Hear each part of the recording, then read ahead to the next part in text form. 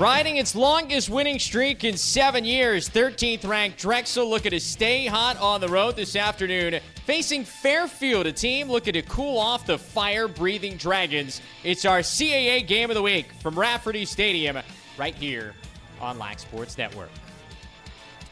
And with that, we welcome you alongside the former North Carolina Tar Heel, Davey Emila. I'm Travis Eldridge. Davey, the records are deceiving because while Drexel's been the hotter team of these two and Fairfield has yet to win a CAA game, they have played everybody so far tough. You're right about that, Trav. Critical point for both squads here. Fairfield looking to get back on track. Drexel looking to continue the solid momentum they've built coming into this game this week. Let's start with the road team, the Dragons. One of the reasons they've been so good here, especially lately in this 4-game winning streak, the redshirt freshman, the Syracuse transfer, Sean Donnelly, leading the team in points so far. Yeah, Sean Donnelly, he's been the key guy here on offense for Drexel, especially 2 weeks ago, Travis. We were on the call, exploded for 8 points, quietly just playing that quarterback role from X, ended up with 6 assists, but also was able to take it to the rack and get his goals when he's called upon. Has really filled that role for the Dragons, taking over for Matt Varian, who graduated. On the Fairfield side of things, what a surprise freshman goalie Colin Consoli has been for them. A really good surprise. One of the top guys in the country in saves per game. Yeah, you said it, Trav. Quite a surprise that they've had. Consoli stepping in and just playing with absolutely incredible poise. Difficult to be a freshman and come over, take command of the defense, be that quarterback, not only tasked with making saves, but also being important in the clearing game. Consoli's been outstanding here for Fairfield. Going to need a big game from him today. So you go to the other side of the field for the Drexel starting goalie. It's Ross Blumenthal, another guy who came in and was able to make a mark during his freshman year a couple of years ago. Now a junior, Ross Blumenthal out of Baltimore, Maryland. 13 goals against, 13 saves against UMass earlier this year, a couple of weeks ago, or a few weeks ago in the first meeting between those two. He's got a goals against average under 13 at the moment. You look through the guys in the face-off X, rocking the sunglasses today in the hoodie is Brian Volker, the head coach for Drexel in his 12th season. On the Fairfield side of things, it's Andrew Baxter in his second year, the head man for the Stags. At the face-off X, Dylan Smith, the freshman out of Yorktown Heights, gets the face-off win on the violation. And so Fairfield, the first possession here today. And we'll see how Fairfield comes out here, Travis.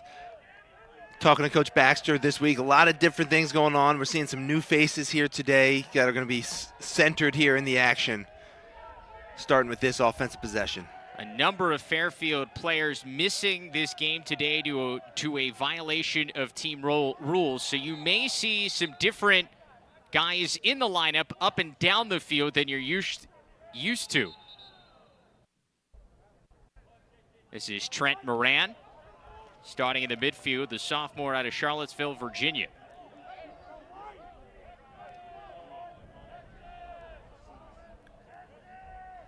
Had an issue with glove early on, as it's Jake Coleman and the clock here, trying to figure some things out. Jake Coleman ready to trigger this thing in from the corner.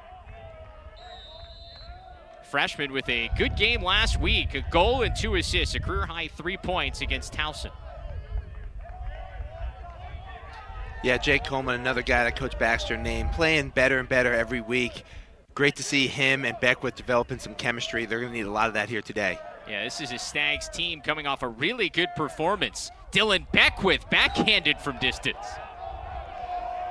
Again, every time we see Fairfield play, they're not afraid to move Beckwith around. You see him at X, you see him up top, and if you do eventually get a guy like Coleman who is comfortable back there, that just allows you to move around guys more and more, and then you can see Beckwith there with that creative backhanded shot as he gets to the middle of the field. Get a shot clock reset to, no, we do not. They've got it to 32 now. As you got Jake Coleman, Dylan Beckwith, and Travis Ford, the starting attack today. This is Beckwith who comes back to get it at X. Trying to body his way in. Beckwith taken down. Draws a flag. And so we're going to have a man up coming as soon as Drexel can grab possession of this. And there's the whistle.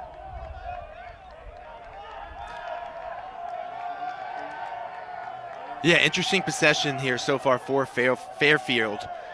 It's like they're fighting off some pitches here in baseball. Not getting a ton of quality, but still hanging around there. Now drawing a flag, going to get a man-up opportunity and a chance to go up one here and really get that momentum going. Get another look at this. Working against the senior standout defenseman, Sean Quinn. That's going to be a tough matchup all day to watch. But Beckwith, a guy who had 5 points last week while matched up against Kobe Smith, who's one of the best defenders not only in the conference but in the country for Towson. Yeah, Beckwith, he's used to these types of matchups. I think, Sean Quinn, you just see his strength there as they were fighting for the island. 30 seconds for holding at 13 minutes, 55 seconds of the half. I think Quinn just got a little bit high there as he took him down. So Fairfield man up here for the first time today. Actually 11th in the country in man up percentage, 44% on the year. 11 man up goals, but a loose ball here. Scooped up by Drexel, and the Dragons are coming the other way.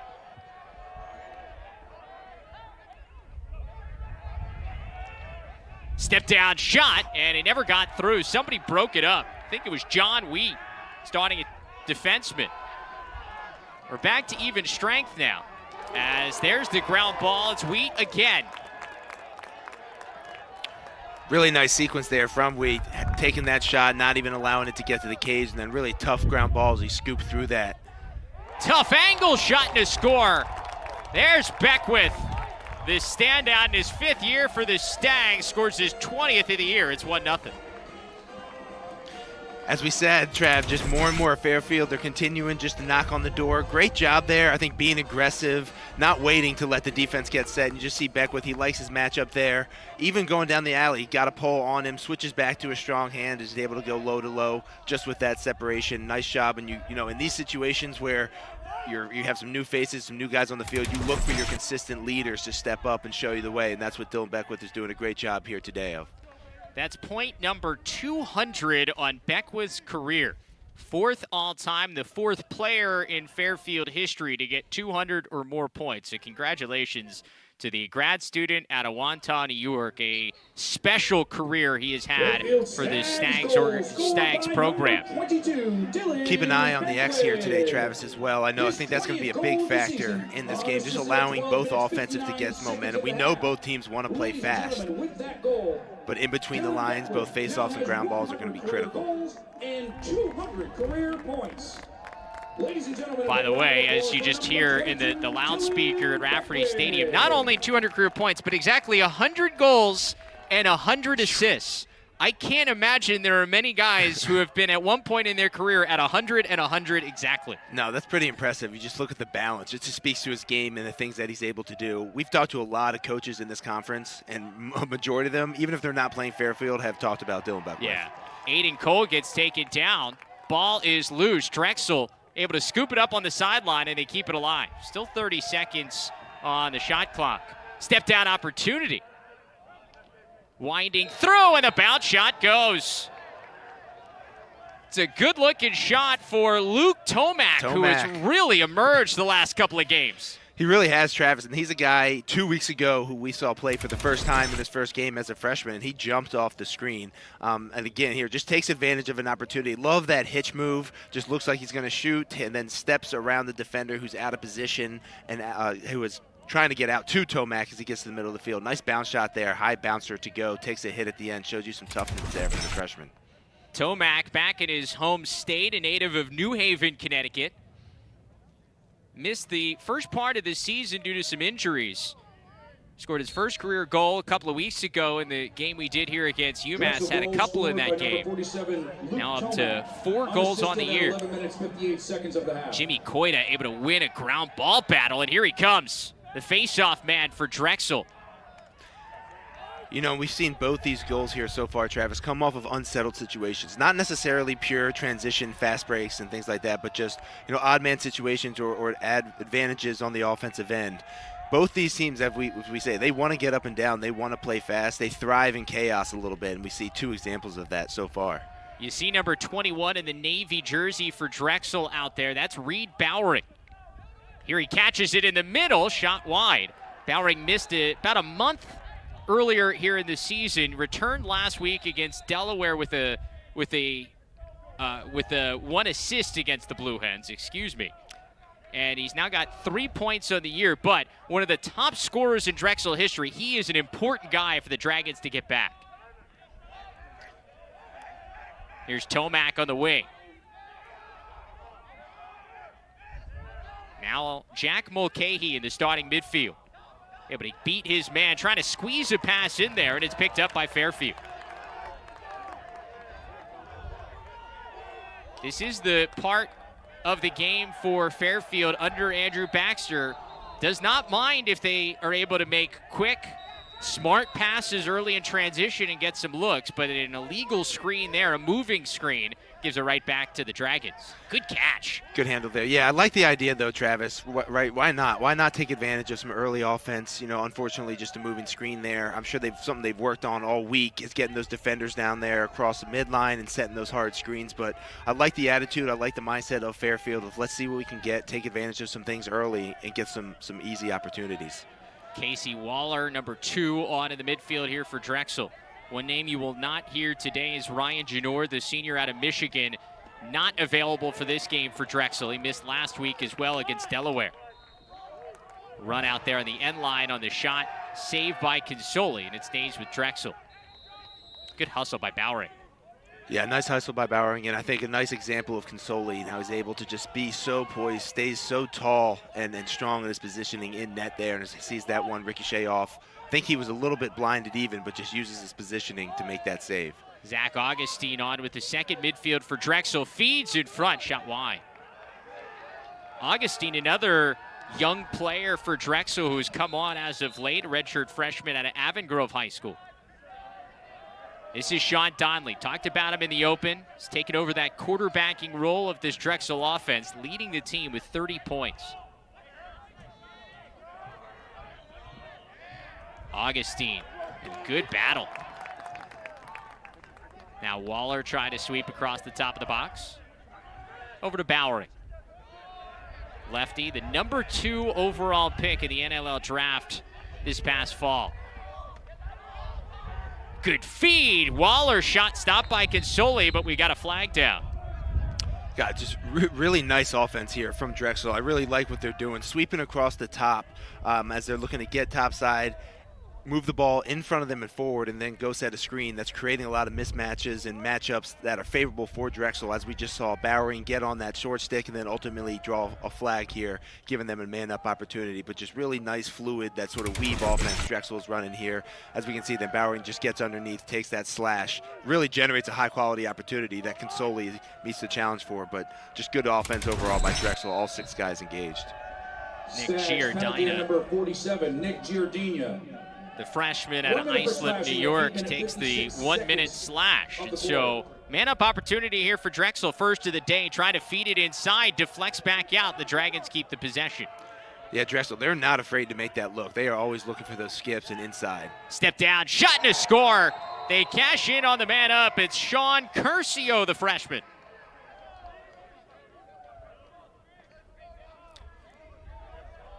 Nice, really strong, confident shot there by Curcio, just stepping in on lefty wing. He knows that they've practiced this. They've done this a lot of times. One defender's drawn out. You have some space, time, and room. Nice little low to high action there. Again, Drexel, I like what they're doing. Little hectic coming out to start this game, but the last few possessions, including this man up, have just been really consistent, really well done, and it's gone just the way that the Drexel offense is designed.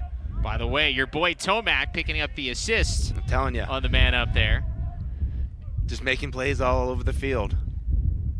Once again, Jimmy Coita and Dylan Smith at the faceoff X. Coita is such an interesting kind of study when it comes to the new faceoff rules for Drexel. He struggled a lot the first couple of games, but in talking to Brian Volker and even with Greg Gorenlian, who knew his story in terms of coming up through high school and having the opportunity to go face off at Drexel, it was something that he had just really gotten down how to be dominant at the old rules when it comes to facing off. So it was an adjustment here for a really good athlete in the face-off man Coita, and now it seems like he's figured it out.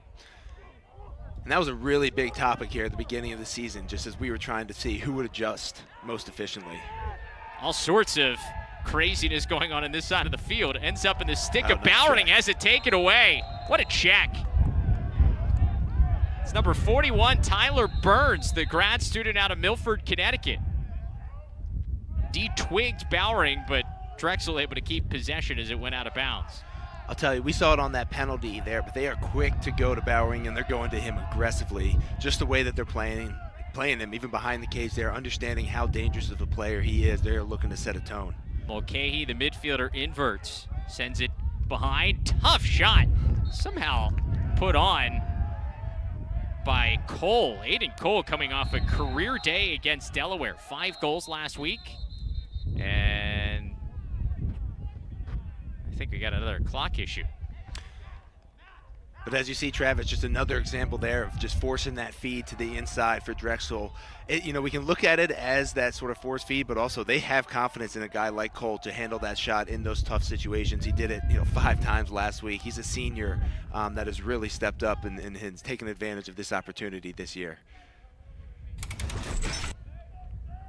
Get another look here as Mulcahy fed back to Donnelly, and then Cole just flashing right there.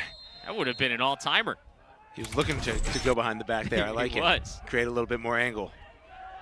Here's Donnelly at X. Bodies his man. Consoli there on the pipe for the stop.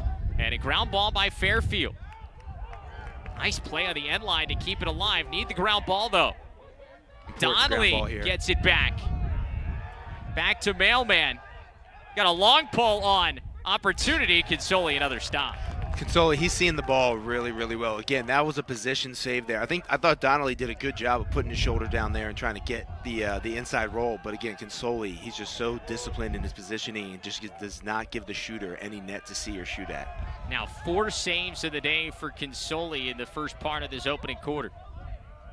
So Stags get it back offensively, now down 2-1.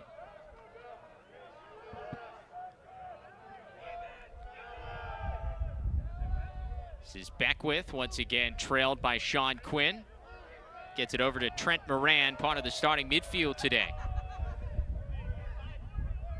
Joined by a junior and Connor Keenan. As Beckwith has it at X.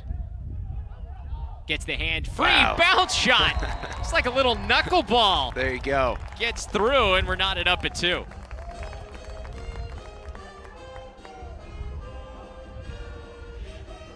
Apparently he didn't want to hang on 100 goals and 100 assists for too much longer. Exactly. He wanted to keep it going. Does a really nice job here of just being aggressive. I think that's something we're seeing him being all day, and just gets just enough on that bouncer there to deceive and get it above the keeper there. But Beckwith, I think, is more playing with that attitude. He's taking more chances and just making sure, almost we say letting the game come to you is a good thing, but there's sometimes where we can do that too much, and I think he's doing a great job of going out and taking it for himself today.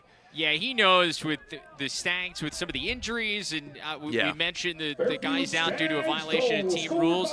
He knows they need him today if they want to walk away with a win, and so far he's shown up. 2 goals so far for the grad student. Another face-off win for Coita. He lost the first, but he has been dominant since, 4 straight. And, sticking with Beckwith, Trav, you play with guys that haven't taken as many shots or is not as used to these situations. So, he said, hey, if we need a high volume of shots, a certain amount of number, then why not me be the one to take them? Jack Mulcahy, the first midfield unit on for Drexel. Mulcahy had that terrific goal a couple of weeks ago against UMass, went one-handed with the backhand. Impressive dodger in the midfield, joined by another really good dodger in Colin Mailman. That pass too high. Nice job there by the pole to keep it over. Now, I think he... Just getting a little lazy there in the exchanges by Drexel. Happened with Mulcahy even before there, allowing the Fairfield defender to get his stick on. Just those little things make a big difference. Got to take those extra steps, making sure the defenders aren't able to knock those passes away. This is Coleman, the freshman. Couple of goals so far this year. Remember, this is a Fairfield team that led against Towson last week for a majority of the game.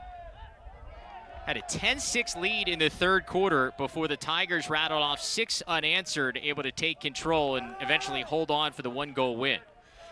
There's pieces all over. There's no doubt about that. We saw that when they played Delaware for the first time this season, and it was just like, midfielder after midfielder stepping in and hitting a corner. So there are pieces all over.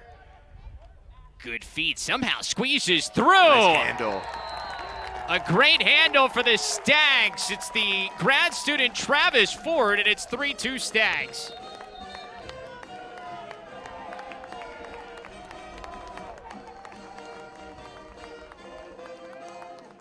Travis Ford and Fairfield came to play this afternoon. Somehow this ball gets through the Drexel defense, and Travis Ford does the rest. It's 3-2 in our CAA Game of the Week on LSN. Another solid start here for Fairfield, up 3-2 on the 13th ranked Drexel Dragons in our CAA Game of the Week. Davey, a great look here as Brian Rita somehow got this to Travis Ford, and Ford did the rest. Yeah, great handle here by Ford. But I like, again, we're talking about Beckwith's aggressive attitude and this offensive for Fairfield's aggressive attitude in general. Why not throw it in? We got a guy like Ford in there who's able to handle that and put it in the back of the net. Nice start here by Fairfield overall. Violation on Dylan Smith for Fairfield, so it'll give it to Drexel. They've now won 5 straight faceoffs. Jimmy Coita lost the first one on a violation and ever since has been red hot. Again, for Fairfield, anything they can do there at the X, whether it's making it a 50-50 or gaining those extra possessions, are going to be critical for keeping this momentum going. And the tough thing when going up against Jimmy Coita for Drexel is not only is he good at the clamp and winning that, but he is a big physical body there at the X, 5'11", 215. And so in terms of the ground ball, it's tough. Great feed across, and Bowering with his first goal of the day. The feed across from Augustine, and Drexel ties it up. Really nice feed there by Augustine. And again, we talk about the trust that this Drexel offense has in each other to throw all of these passes inside. Bowering is second to none in his ability to handle these tough passes. Just crashes the backside pipe and is able to push, a little tap into that ball, and a perfect feed from Augustine. Key thing here to notice, he just puts it right by his ear for Bowering. All he has to do is really just catch a little motion there to put it in, and that's the type of action there that Drexel's always looking for. They're looking for those backside feeds, those backside cuts, and when it's Reed Bowering, chances are it's going to end up in the back of the net. Remember, this is still the first handful of games that Bowering has played with some of these other pieces on the Drexel offense. For so long, it was him and Matt Varian. He was just feeding off of Varian's ability to play at X. Now Bowering having to adjust. He missed a month of the season, and he's more of an off-ball guy. That's his bread and butter. So it'll be interesting now and dangerous for opponents as Reed Bowering starts to get on the same page as all the other pieces on this Drexel offense. And you look at it with a guy like Sean Donnelly, right, who's come in, and he's really taken sort of that lead of this offense when Bowering's been out. So how do those two mesh together, continue to improve that relationship more and more? Excited to see it. Well, two-man game. They now got Beckwith with a short stick on him. Look for the fast slide, feed across. Somehow, I think maybe Blumenthal got a piece. Somebody on Drexel did. And they pick up the ground ball. That was a good look. Beckwith knew the slide was coming, tried to feed it across, and just couldn't complete the pass. This is Waller in the second midfield today. Now Bowering. Drexel offense averaging 14 goals per game so far this year. Scored 12 in each of their last 2 games. Curcio, a catch and a stop by Kinsoli. He's really good low. Just noticing more and more. He gets down there. He doesn't give away his positioning, but he can get down there, with the best of them and better than I've seen. He's solid down there. I mean, you talk about coming into your freshman year was not expected to start. It was a weird fall, like for most teams across the country for Fairfield. They didn't really have much of a fall ball. Coming to the spring, they had James Corsiniti, who was going to be their starting goalie, end up with an injury that knocked him out for the year. So Colin Kinsoli kind of the last man up in the goal, and what a surprise it has been. Top 7 in the country in saves per game, and is a guy that's now been recognized as one of the top 20 freshmen in the country here in the first part of the year by Inside Lacrosse. And well-deserved. Feed and a score. Fairfield back on top.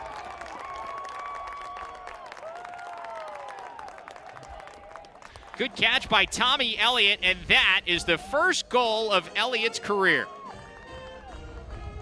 Again, Opportunity, we're just talking about it, right, Trav? Get a chance to play, a couple guys are out, why not make the most of it? What I like about this is just Fairfield's offense in general. That is just textbook right there. As you push a wing, get it through X, and then good things are going to happen. You allow the feeder who's back there to find the cutting middies, which is exactly what happens right here, and then we take care of the rest. But those are the type of plays, and that's the type of action and energy that Fairfield needs to continue to keep up with here to stay with this game and with this momentum. And you look at the excitement around the rest of the offensive it's a players. first goal, right? Yeah, I mean, they were so fired up for their teammate Tommy Elliott to get his first, and he gets it from a fellow freshman in Jake Coleman who sets him up. Yeah, that's awesome. Elliott too. What a nice cut there. He timed that up perfectly, and he was moving. Man, nice catch and finish for Elliott. Opportunity off the face-off is stopped by Blumenthal. Assisted by number 6, Jake Coleman at 1 minute. First save of the day for the Drexel goalie. Talking about Consoli, Lo, that was pretty impressive from Blumenthal as those pole shots, high to low, change in planes are the most difficult for goalies to see. Would have been a nice momentum stretch there for Fairfield. Well, and those are the type of plays that Coach Baxter is okay with, you feel like, for Fairfield taking it.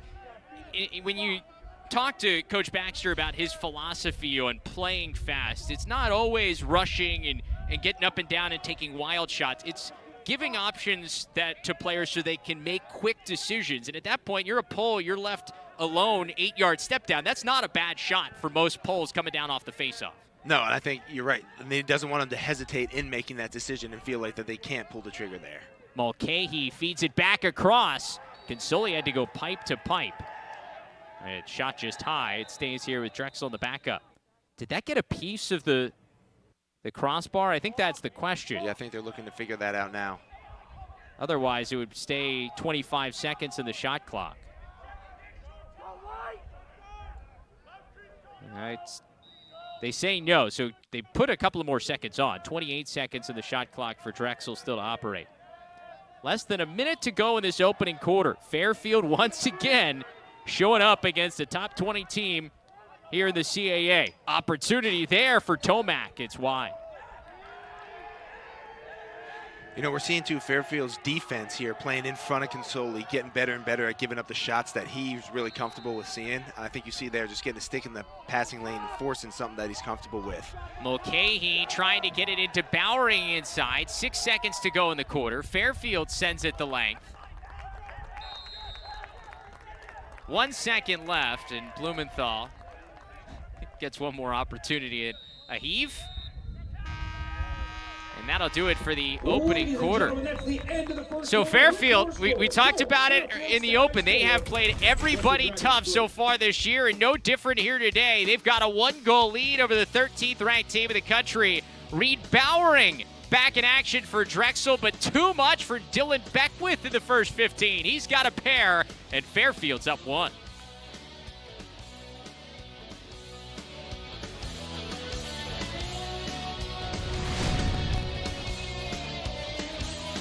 Welcome back here. Start of the second quarter from Rafferty Stadium in Fairfield, Connecticut. It's Fairfield with a 4-3 lead over the 13th ranked Drexel Dragons. A reminder, we got more CAA action for you here on LSN next Saturday, April 24th. You can see this Drexel team back in action against one of the best players in the country, Ryan Tierney and Hofstra. It's Drexel and Hofstra, 2 p.m. Eastern, right here on LSN. A big game for Hofstra later on this afternoon as they take on Delaware in a very, very big game out on Long Island. Be interesting to see who wins that one, as both those teams right there in the mix trying to get the top seed overall in the CAA for the tournament. You got a violation on Fairfield. Things getting interesting in the CAA. Hey, Trav. Yeah. Travis Eldridge, Davey Emela back with you for the start of this second quarter. Third violation on Drexel, Third violation on Drexel. So Fairfield goes man up for the second time today. Drexel penalty on number 20. Mention came into this game 11th in the nation, 44% on the year with 11 man-up goals.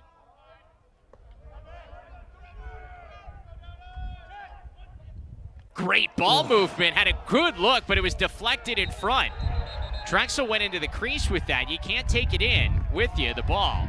And so they'll stay with the Stags. Oh, really nice play design there. They almost capitalized there. Love it. That was beautiful. Coleman at the top of the box operating for Fairfield. I think they really like to look inside here. And we're back to even strength. So no shots reaching goal on the 32nd man up for Fairfield.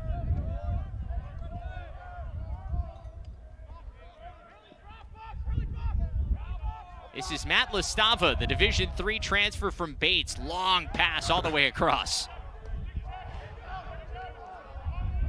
And a ground ball picked up by Drexel in the corner. Long pass over to Pat Kiernan. And a chance to clear for the Dragons. It's a big way to start the second quarter here for Drexel's defense, killing that man-up opportunity and then coming down here. Full head of steam, shot just wide there from Sean Quinn. Sean Quinn, he's a big, strong athlete. We've seen him do some damage here now on the defensive end. Also just letting that shot go here. You know, we talk about Fairfield wanting to play fast and allowing their poles to come down and play early offense. We're seeing it on both sides now as well. Yeah, Quinn's been a #1 cover guy here for the Dragons for the last couple of seasons. He and Dylan Beckwith have seen a lot of each other. Let's just say that, yes, over their CAA careers. They're not introducing themselves for the first time. No, today. certainly not. Mailman on the run, just hot. You see Consoli there chirping his defense in front of him a little bit. Love to see that from the freshman, right? Getting more and more confident.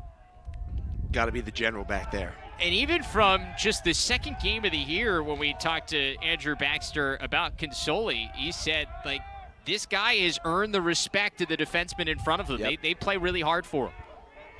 Great dive. And we got a crease violation on Mulcahy, picked up here by the Stags. Yeah, Mulcahy's a guy, he really stood out to us 2 weeks ago, Travis, when we called. And he gets so good at starting the offense and making the defense move and drawing attention. Did a great job there of getting his hands free in front of the net, just put the shot over the cage. This is Beckwith, takes his man back to X. Once again, dealing with Sean Quinn.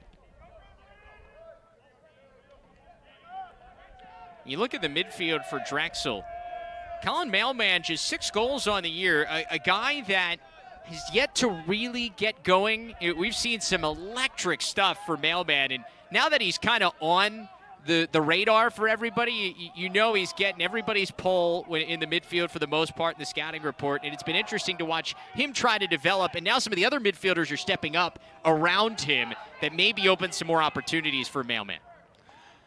Yeah, I think Mailman, when he was getting short stick, his ability to step down, catch, find that open sort of soft spot was really elite. Now he's being asked to go at that pole and deal with him on a game-to-game basis.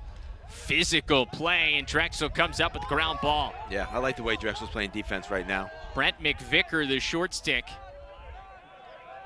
brings it into the offensive end for the Dragons.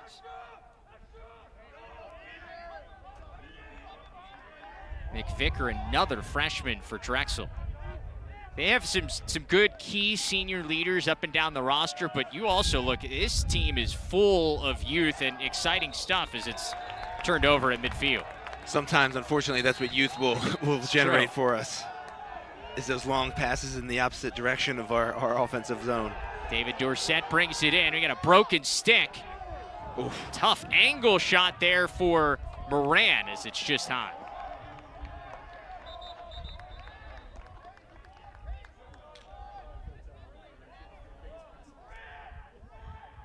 So Stags keep possession, up 4-3, about 4 minutes gone by in the second quarter.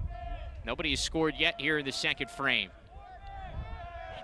Freshman Coleman matched up with Patrick Udovich, who missed last couple of games with an injury. Back here today. That's good news for Drexel, though we've also seen Pat Kiernan, the senior, who stepped in when Udovich was hurt over the last couple of weeks, as both of them have kind of rotated in here on the defensive side. Osborne keeps it alive, back to Beckwith. Opportunity there for Listaba. Beckwith kind of wore that shot, and he keeps it alive. It's a great element that he has. He's just scrappy all over, rides hard, great on ground balls off the ground. Beckwith now has the short stick on him. See what they do. I think it's important here for Fairfield to make sure they're moving on the backside. Trying to draw the pull toward him, and Ford just sends one wide. Ford is a big dude. He is. When he gets going, too, when he caught that ball inside, he's able to handle any kind of that pressure. Yeah, 6 foot 225 for Travis Ford. Not a guy you're going to move out of the way real easily. Shot just high. That one from Ryan Lancaster, another freshman. Sort of similar to how we started this game. Travis Fairfield is just putting the pressure on this Drexel defense, making them play a lot of defense, whether or not they're the highest quality opportunity shots. We're still prepping, still playing aggressively, and I like that mindset. Beckwith on the quick restart, 7 to shoot. There's another shot. And he's going to argue that that was tipped. No agreement from the officials, and so that'll be a shot clock violation. Important for Drexel here to clear this successfully and then get a solid offensive possession, get everybody touching it. Get it over midfield with plenty of time. Now they'll get the offensive personnel on for the Dragons. Facing a 1-goal deficit here in the first half.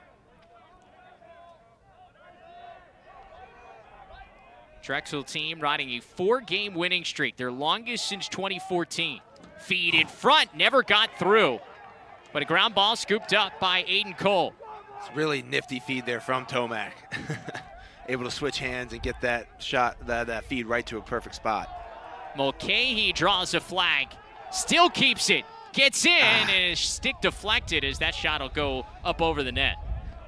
Gosh, just more and more Mulcahy. He is quite a scrapper. I think anytime you're going to put a short stick on him, it is advantageous for Drexel for him starting the offense, and there you see why. We saw an absolutely circus-like one-handed goal in a similar situation where he was just scrapping and fighting to get to the front of the net. But here does a great job staying strong and drawing that flag, and again generating a man-up opportunity. Everything he's doing just generates something quality and something good for Drexel. 1 minute slash on Tyler Burns. Yeah, got the helmet, a little bit of a hold there, sort of all over the back, so a couple flags maybe. You get the feeling with Mulcahy, maybe some of that like grittiness comes just from the size. He's 5'8", 160. He's not a big midfielder, especially when you look at some of was guys that you're running against. But he like does not give up. I thought it was really interesting, even talking to Coach Volker, as we see an inside feed there. Cole just misses. But talking to Coach Volker, we were saying, he just jumped off the screen so much to us. He was like, yeah, he's getting better and better each week. Bowering. Still 40 seconds on the 1 minute man up. Donnelly sends it wide. Similar to that angle of the goal we saw 2 weeks ago. That absolutely. He had less of an angle in that line on that one. That was a ridiculous shot. We saw it in the open. Bowering, backside. Now Mulcahy. Donnelly. Step down shot on the far wing, just high. Pretty good look there for Curcio, who's already got a goal today. Yes, a goal just from that same shot, same spot on a man-up opportunity. He's got a cannon from over there. He likes that shot. Augustine, Donnelly, Mulcahy, stopped by Consoli. Again, Consoli just staying so poised and matching sticks there. Again, we talk about how good he was low, but was able to see Mulcahy's stick tracked the whole way. Long pass by Consoli completed. Wow. How about that? The guts by the freshman. It was a long clearing pass into traffic, and he goes like 40, 50 yards in the air. We got a timeout here on the field for Fairfield. We'll stay here as the Stags. Nobody scored yet here in the second quarter, and This Fairfield team once again hanging around. Colin Consoli's been a big reason why. Yeah, and you see Drexel, that's the shot that they wanted to get. We could have maybe changed planes a little bit more from Mulcahy, but you just see Consoli's ability to continuously track these sticks, just match sticks with all of these shooters, and really almost make these saves look effortlessly. We've seen a couple of really, really effective ways that he's gotten low to the ground and taken some of those. So, and then you throw on that clearing pass, and you talk about confidence and how he's developing. It's pretty impressive, even from, you know, a couple weeks ago when we saw him last. You look at the numbers for Colin Consoli and what he's done this year. 6 saves already today, so he's well on his way to another double-digit save effort. He has at least 10 or more saves in every single game of his career here as a freshman. Stopped 16 in his first career game at Providence, stopped 50%, and it just has continued. It really has, and I think that was when we called the Delaware game, that was right after that, that first game too. So we've just seen it. So not only shown the ability, but then the consistency. And, you know, as a goalkeeper, and, you know, me, Travis, as an offensive player, I can't get inside the minds of these goalkeepers and how they think and the mental side of things. But when you're able to put together the mental and the skill, which is we're seeing here from Consoli, special things tend to happen. And regardless of your age or the grade that you're in, obviously he's a freshman, but he's demonstrating that poise and that ability day in and day out. Colin Consoli coming into this game ranked 7th in the country in saves per game, 14 of them per contest, and on his way to another double-digit save effort. He stopped 6 of the 9 shots he's seen. And you know you're seeing the ball when it's almost like he's beating the shooters to where they're shooting. You know what I mean? It's like he's almost waiting for those shots to be in those locations. And then perhaps maybe the thing I liked the most was after we saw a Drexel player get, you know, a high-quality shot off, he's barking at his defenders to take that away. Like, hey, that's in the scouting report, right? That's his strength. Take it away from him. That's great to see there from the freshman. He's over 50%. Most guys, I think the numbers can be deceiving. You see all those shots, and sometimes you got a guy who stops a bunch, but his saves percentage is under 50. He's not only stopping 14 saves per game, but his save percentage is up over 50%. Yep. What was Coach Baxter saying? It's around, was it 55 to 57? Yeah. He's like, I've never had a goalie with that before. That's never happened to me. Yeah, you're talking about a guy who's coming from Yale. As that shot was weird coming out of the stick. We've got an illegal stick penalty on Jack Mulcahy. 1 minute, so an extra man here for Fairfield. Big opportunity for the Stags here in the first half. And that'll be locked in too. So Coleman feeds down on the doorstep. Skip pass back out top. Great ball movement. Coleman just wide. This Fairfield offense is moving it here in the second quarter. Yeah, they really are. And you see Coleman in that top middle position, not afraid to let it go. I like the freshman showing some confidence as well, but everybody's playing with that aggressive attitude, that quick ball mindset that we'd like to see is generating this action. That shot just high. It's off the stick at Trevor Ford, brother of Travis.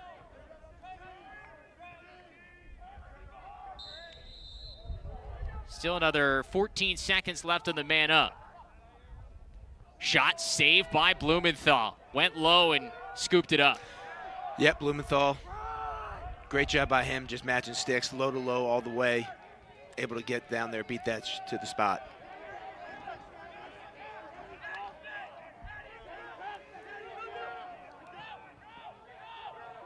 Only 2 seconds to get this over midfield. They did not do it in time. He got until 60 on the shot clock to get it over midfield, and they couldn't do it, so Beckwith the other way. Feeds across, quick play, and that is the early offense they're looking for. Exactly, and the smart early offense that they're looking for, right? Like Beckwith, you want the ball in his stick, finds an open man inside, high-quality opportunity. You want to see that on cage, but, hey, we have a guy there able to back up the cage. We're just living to fight another day, get our guys on. Now we can run our full 6-on-6 offense. So now they'll settle things down. Beckwith and Quinn has been a great matchup to watch. Beckwith, a couple of goals in the first quarter. Still nothing in the second for either team as Fairfield leads 4-3.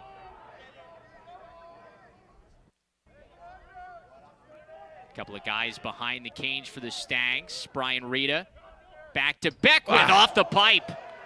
That was a good look. Really nice play, heady play from Beckwith there. As he knew his guy was a sly guy. All he had to do was just get a certain distance away and put himself in a possession to catch and shoot there, and absolutely just rings the crossbar. Transition chance for Drexel the other way. Mulcahy! We're knotted up at 4 apiece.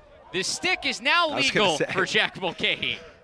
I don't know if he picked up his backup or maybe tightened up the pocket for to make things a little tighter there, but Mulcahy, great job there. We talk about his aggressive nature always, and he's flying on the field from the box there. Drexel realizes that they have a man advantage, and just, simple catch, you realize you're 8 yards away with your hands free. I think a lot of players would take that shot anytime, any day. So tough one for Consoli to see.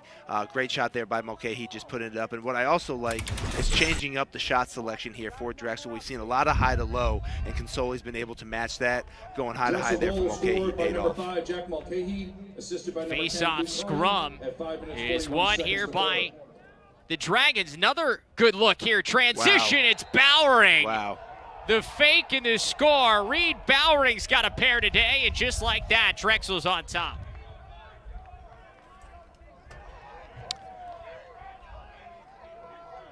That play was made by the decision to not shoot this shot here from the face-off man, right? As you're coming streaking down, that's actually the wing who came in and got that ground ball. But to fight temptation and get that to your score, then you see Bowering able to make incredible hitch move, get underneath, and when he's on top of the crease like that, there's a reason he was the #2 overall pick in the NLL. That ball's going to end up in the back of the net as we see another violation. That's on Dylan Smith, so another possession for Drexel. So Fairfield had a couple of chances to take a 2-goal lead here in the second quarter with a couple of man-up opportunities. They don't take advantage, and now Drexel out on top as Koida continues to dominate at the X. This is Donnelly from the top of the box. Interesting to put him up there. We've seen him at X a lot as he is dragged down. Sorry, that was Mailman. More a characteristic place to see Colin Mailman. And he draws the flag.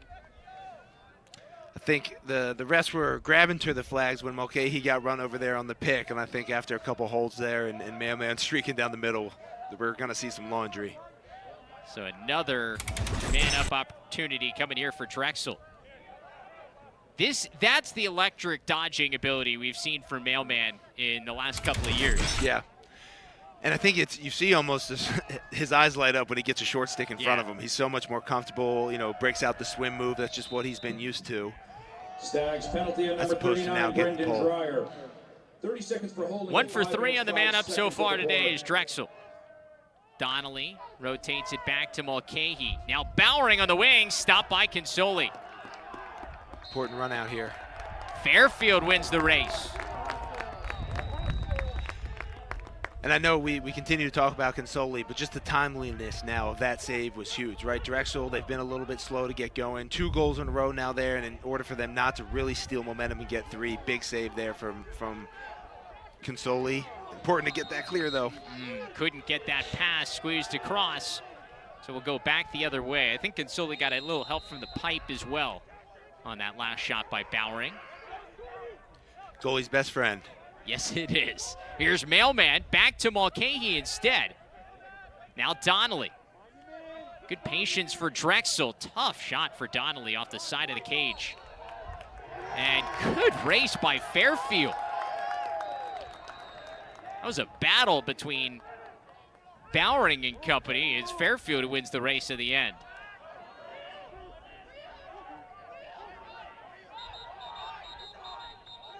He had a whistle. I don't think anybody heard it.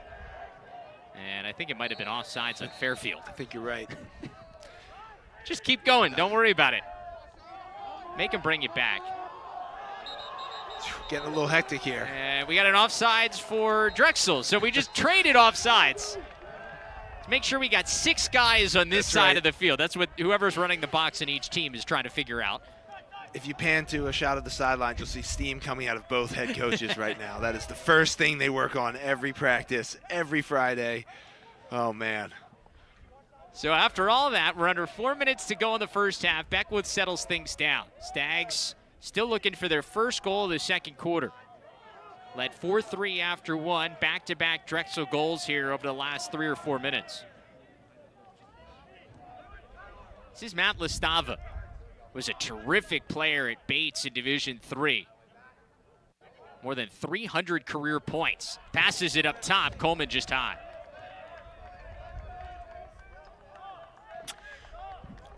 I like that action, though, from Listava working from X. I think Fairfield can get a lot generated from that. Trying to feed Coleman there on the dive. Ground ball picked up by Fairfield. Moran. Just too high there for Listava, though, and it's a turnover. That was a good look by Beckwith to Coleman. He was pushed on his way through the alley, and then a little unsettled for Fairfield. They can't take advantage of the ground ball.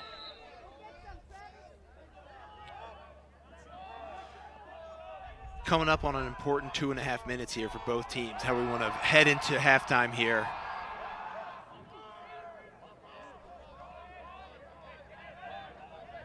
Mailman. Step down opportunity. Another save by Consoli. Telling you, it's tough to get him low. It really is. Man. Mailman's taking a couple shots after these couple shots after his shots. Yeah. A couple hits. So Drexel will settle things down as they get the fresh 80 seconds of the shot clock. Tomac, full head of steam in front. Jeez. Another stop. Colin Consoli now up to 8 saves.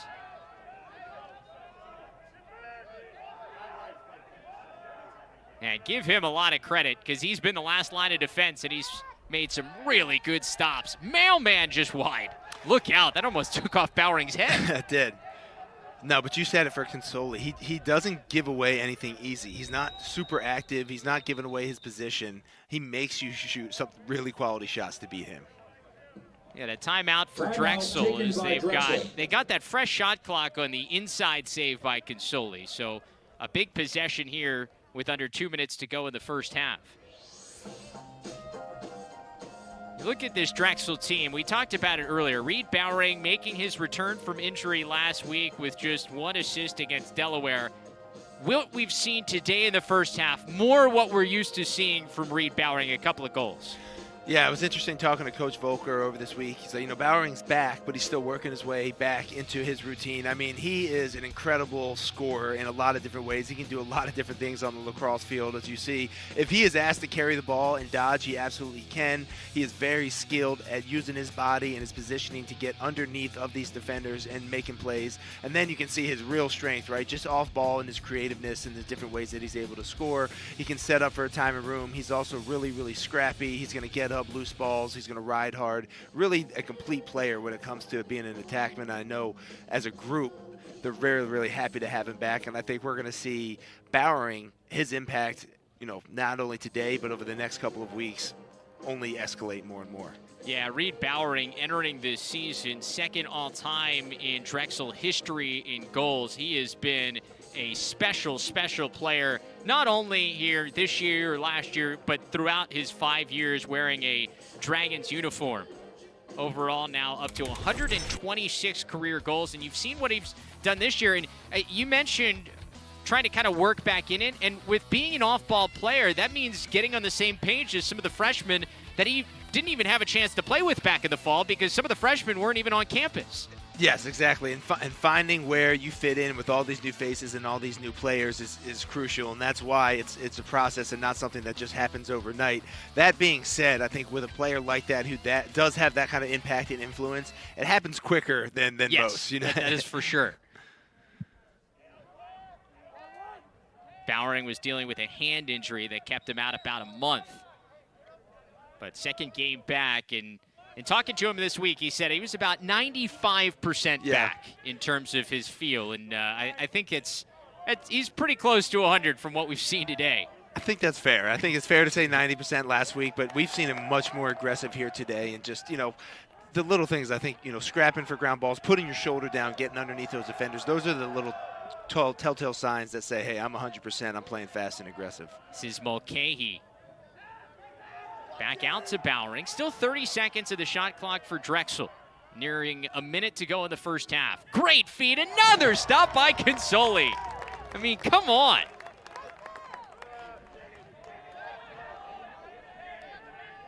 Again, it's just sort of uncanny the way he's able to match sticks and almost beat these shooters to where they're going. He knows it before they do, in a sense.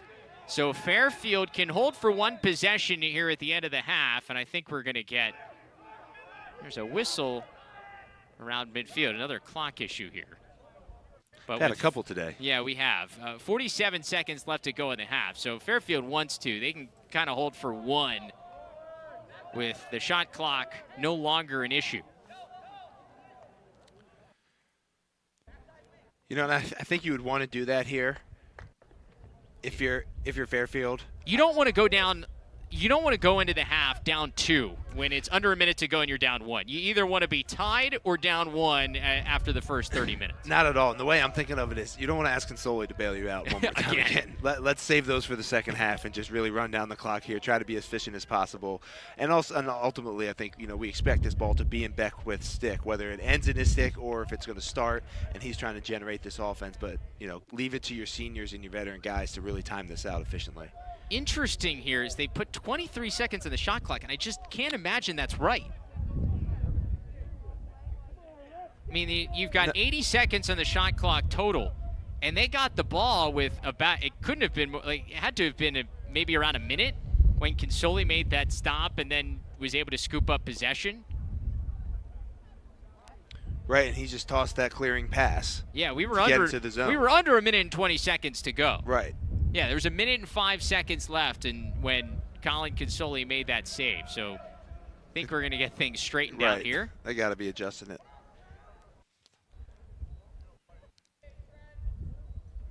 Just building the anticipation for Fairfield's final offensive possession. The big thing also in terms of this possession, Drexel, we've seen how fast they can score. They have the ability to score in transition. Not a team you want to let go in the other way with 20 seconds left. No.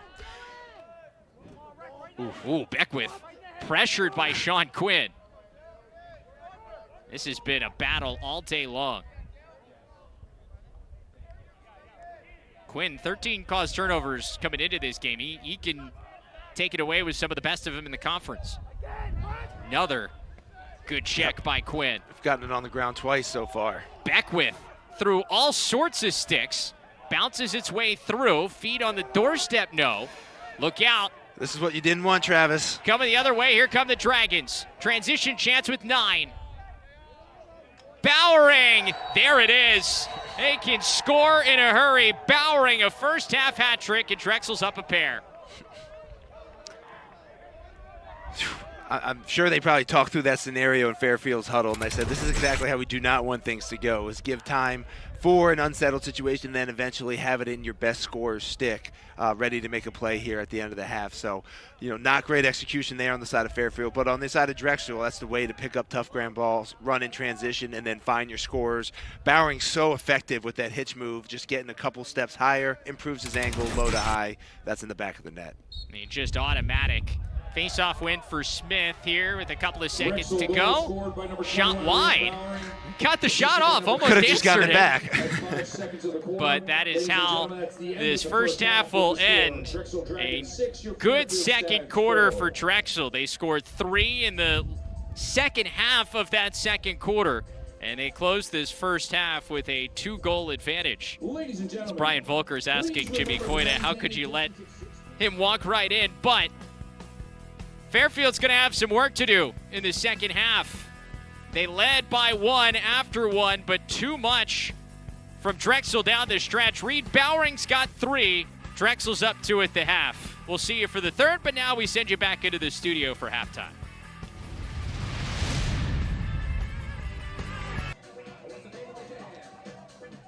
Back here at Rafferty Stadium on the campus of Fairfield University, it's a 6-4 Drexel lead after 2. Travis Elders, Davey Emla back with you here on Lax Sports Network, getting ready for the third quarter of our CAA Game of the Week. And Davey, as we look back at this first half, Fairfield led by 1 after 1, and a lot of it thanks to Dylan Beckwith, who started with 2 goals in the first quarter. Yeah, Fairfield came out the way that they were looking to. Fast, aggressive, really like the mindset of Dylan Beckwith. He's challenging his one-on-one matchup and really playing hard, trying to get the rest of the crew to do it with him as well. We saw Luke Tomac there dodge and score for Drexel. He had the scoring going, but once again, Beckwith able to body his way in for the bounce shot. This Fairfield team led 3-2 thanks to this goal by Travis Ford. But the Dragons were able to finish that first half on a 3-goal run. They were the only team to score in the second quarter. 3 unanswered, Jack Mulcahy, and then a pair from Reed Bowering, including the one right here before the half. And that's kind of a backbreaker for the momentum for Fairfield. Yeah, Drexel doing a great job of taking advantage of these situations. As you see, the last couple of goals coming in those transition opportunities. You saw Mulcahy get one, and then anytime you have Reed Bowering in a 2-on-1 situation where he's able to make a hitch move, step up field, improve his angle, chances are that it's going to be ended up in the back of the net, and that's what we saw happen there in the second quarter. Face-off X was dominated by Jimmy Koida in that first half. But we got a violation on Koida, procedure call, and so it'll go to Fairfield to start the third. I think really important here, Travis, for Fairfield to come out fast. Like as we just talked about, momentum got sort of taken away just by bad decision-making towards the end of the first half. Want to take that, wipe that off the board, get the positive energy coming back here with the solid possession to start the second half. If you're just joining us, Colin Consoli, the freshman goalie for Fairfield, had an incredible first half. 9 saves in the first 30 minutes, including a couple there down the stretch of the second quarter that felt like momentum stops in the Drexel, their final full possession. Looking for the feed there inside. Not there, but Fairfield keeps it alive on the ground ball. Yeah, you look at this 2-goal deficit here for Fairfield. Could have been a lot more if Consoli had not made a couple really key saves there. Now you look at, okay, how do we come back from really only 2 goals where it could be 4 or 5? Beckwith swings it to Elliott. Freshman midfielder scored his first career goal in that first half. Feed inside.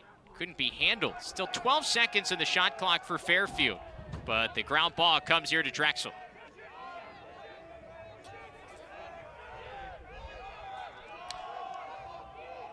Dragons have the ability to score quick. Mulcahy had his stick all locked up, and that shot sent high by Donnelly.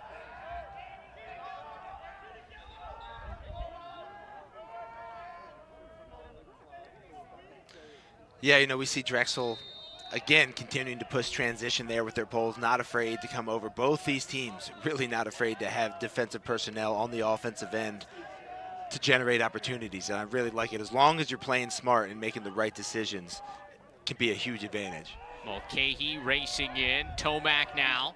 Left-hand shot stopped by Consoli. Now double-digit saves in every game here in his freshman year. Again, another really strong step from Consoli, beating the shot to its location. That was almost a ridiculous feed across by Beckwith to a long pole.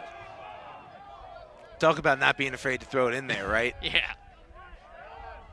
Yeah, there's no fear when it comes to Beckwith looking for, I think it was Daniel Wilson on the backside. That feed hit somebody in the helmet. Kept alive here for the Stags. Tough angle, stopped by Blumenthal. I think that hit his helmet. And nice hustle. Yeah, the weird deflection put it away from the Fairfield player, and it ends up being a run out for the Dragons.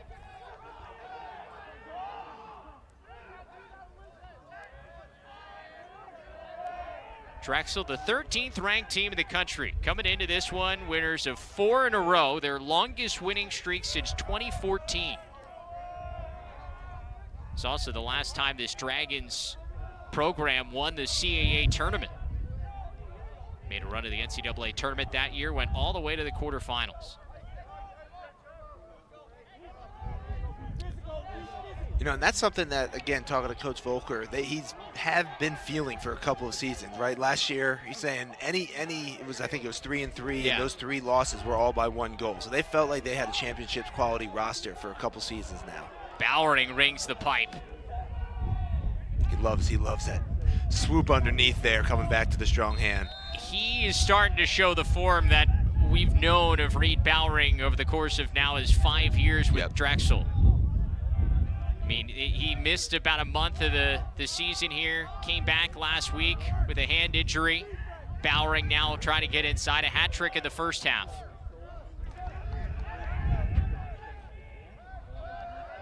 feed now to Curcio. He had a first half goal. Back across, and that goes. It's Augustine.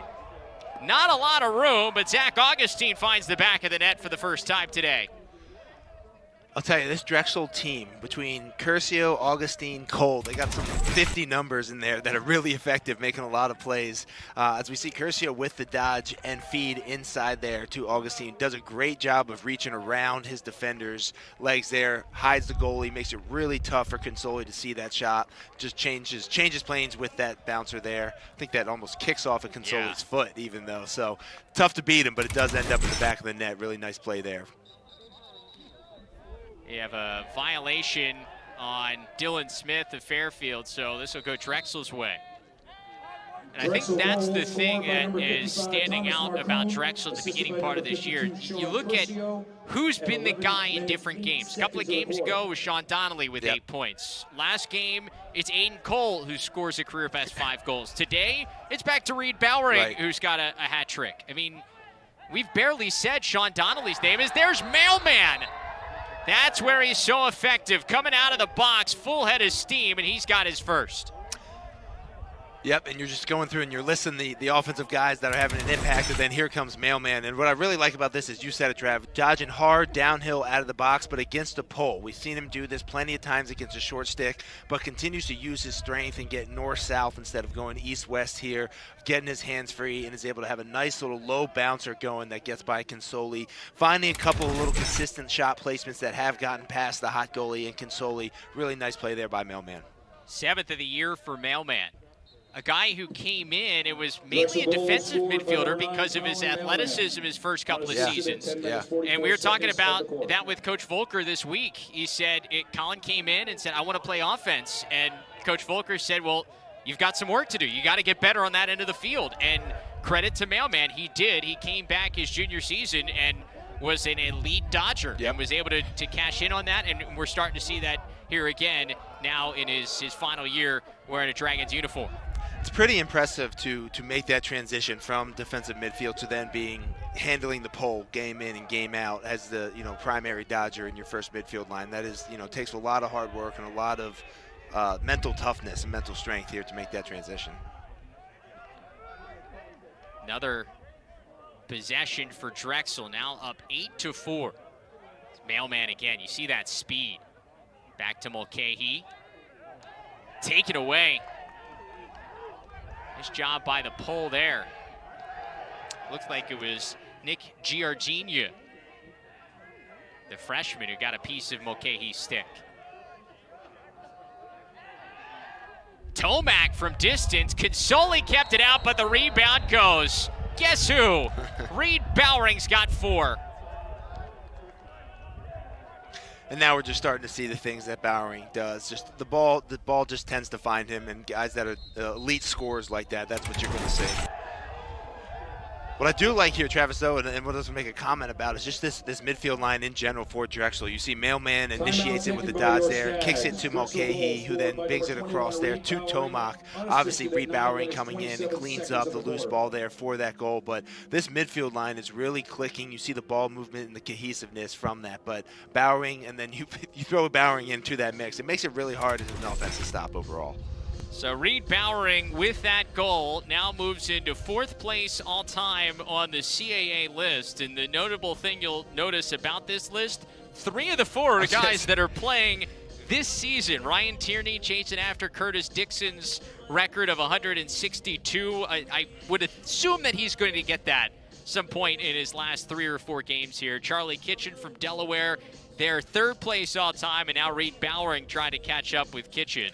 And what we've seen from Bowering here today, it's the versatility that we're used to. He can score off ball, he can dodge and score and create his own shot, and he can clean up rebounds. Yeah, well, we just got finished talking about how it seems like the ball always finds him, and that's what happens with good scores. But at the same time, it's a two-way street where you got to be putting yourself in the right place, in the right position, and he is a master at that. You see there even the subtleties of just creating the right amount of space between the ball carrier, your defenseman, because that's where you need to catch and be able to be effective. We see his ability to hitch, get back to the middle, and improve his angle. But I think the overall lacrosse sense and just feeling that, on a lacrosse field, I know where to be and I know where to space myself in order to be effective and be a scorer. And we're seeing that, now 4 times today here from Reed. Bowering, the native of British Columbia, the 2nd overall draft pick in the NLL as he gets it again. Oh, it's deflected. Defender Burns wore that one. Otherwise, it may have been goal number 5. Jack Farrell, the LSM, picks up the ground ball. And it's Bowering who sends it across. Unsettled. Stepped out off the pipe. It was Brent McVicker who wanted that, the short stick D-Midi. Another thing there, Travis, just subtlety and don't want it to be missed. The skill from Bowering of picking up that ball and putting that pass right on the money at distance with pressure on you, just really difficult high-level play. By the way, in the indoor game, Bowering out the back door. He's a defensive guy. I love that. Gonna have a chance to play for his kind of hometown team. He got drafted by Vancouver 2nd overall, the Warriors organization. But what that really speaks to is his athleticism, yeah. right? I mean, I think to be able to come out the back end, obviously you need to be defensively focused. You need to have that athletic ability to push offensive players out, handle those picks, right? Have your head on a swivel, see everything that's coming at you, and then ultimately push the ball in transition and be a factor on the offensive end. So Fairfield, really their first good look offensively of this 3rd quarter. Good ball movement. Yeah. Step down for Moran, stopped by Blumenthal. Really nice ball movement there from Fairfield. And I think that's Sean Quinn who got the ground ball. And Farrell, the pole, comes out to get it.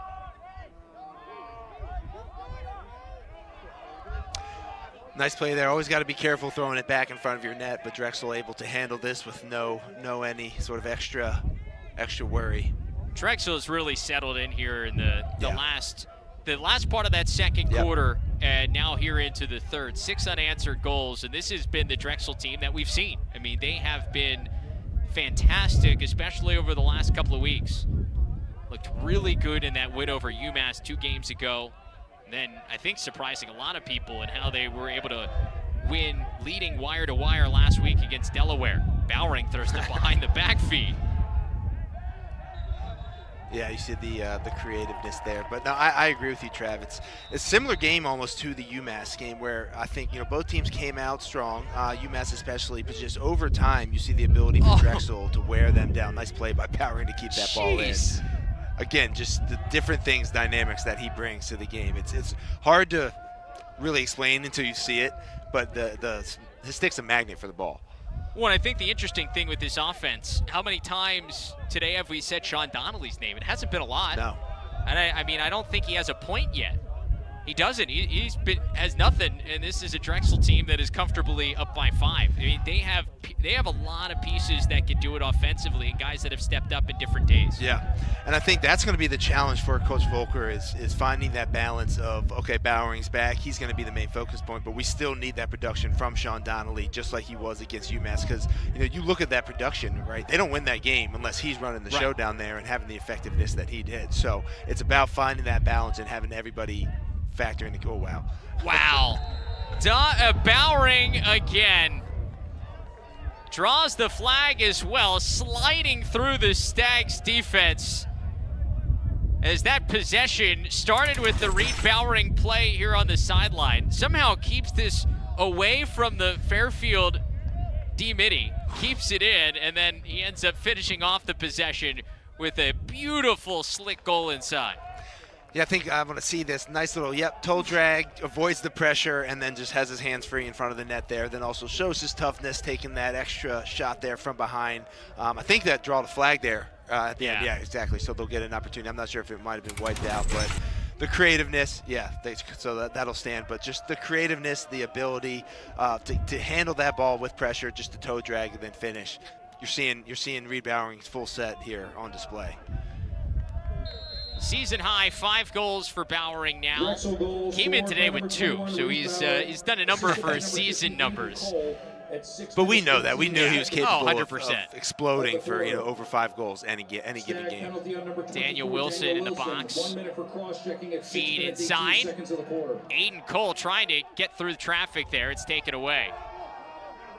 And a chance for the Stags try to run off this man down situation. remember, for Drexel, too, they're playing today without Ryan Genord, who's been one of their key offensive guys throughout the season, especially when Bowring's been out. So Bowring's back. Just imagine what it's going to be like when you get Genord and Bowering back in this offense, along with Donnelly and the other pieces they have. You know, and watching Genord play against UMass, he does a lot of similar things to what Bowering does, just in terms of riding hard, really effective on the ground balls. I think that's how Genard got both of his goals in that game. So adding that additional element to the offense, it's going to help in a lot of different ways. I mean, Genord is a guy who started the year in the midfield, but when Bowering went out, had the versatility to transition to attack.